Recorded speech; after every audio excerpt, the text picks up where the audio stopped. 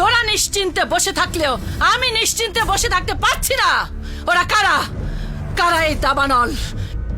কেন নিজেদেরকে ডন বলে দাবি করছে? বল!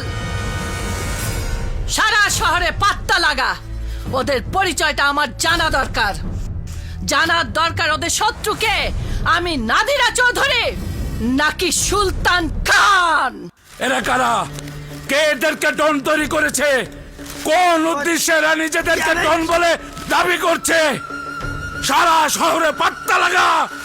এরা কারা? নতুন ডন, নতুন ডন, নতুন ডন, নতুন ডন, নতুন ডন। নিজেকে 3 বছর তোমার জন্য ধরে রেখেছে মাসুদ। আর কতদিন অপেক্ষা করতে পারবো জানি না, কিন্তু আমি তো তোমার সাথে ভালোবাসার ঘরটা বেঁধে মরতে চাই না। বিশ্বাস করো, আমি বেঁচে আছি তোমার সাথে ভালোবাসার ঘর বাঁধবো বলে। সোনিয়া, সোনিয়া, সোনিয়া, সোনিয়া, সোনিয়া, সোনিয়া, আমি তোমাকে নিয়ে যেতে এসেছি। বেরিয়ে এসো সোনিয়া। সোনিয়া, মাসুদের কণ্ঠ না? বেরিয়ে এসো, বেরিয়ে এসো সোনিয়া। মাসুদ, বেরিয়ে এসো। মাসুদ, মাসুদ,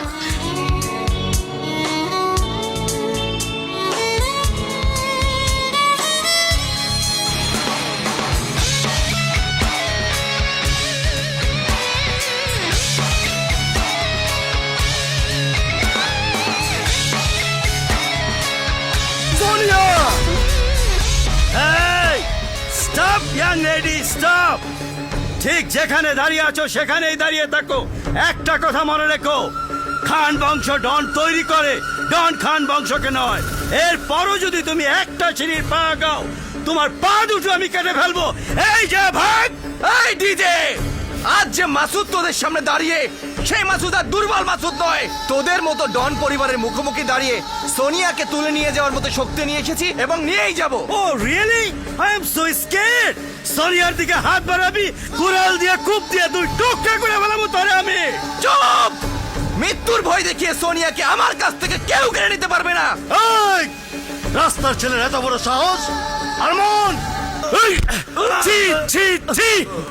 সুলতান খানের ভাইদের আঘাত করে সুলতান খানের মেয়েকে তুলে নিয়ে গেছে, এই কথাটা আজ আমাকে বিশ্বাস করতে হচ্ছে। আমি আগেই বলেছিলাম ওরা কারা, ওদের উদ্দেশ্য কি জানার জন্য সারা শহরে পাত্তা লাগা। আমার কথা শুনলে আজ এই ঘটনা ঘটতো না। শোন, মার খেয়ে হাল ছেড়ে দিলে চলবে না। একটা রাস্তার ছেলের কাছে আমার এই পরাজয় মেনে নিব না। আমাকে খোঁজ নিয়ে জানতে হবে সোনিয়াকে ওরা কোথায় নিয়ে গেছে।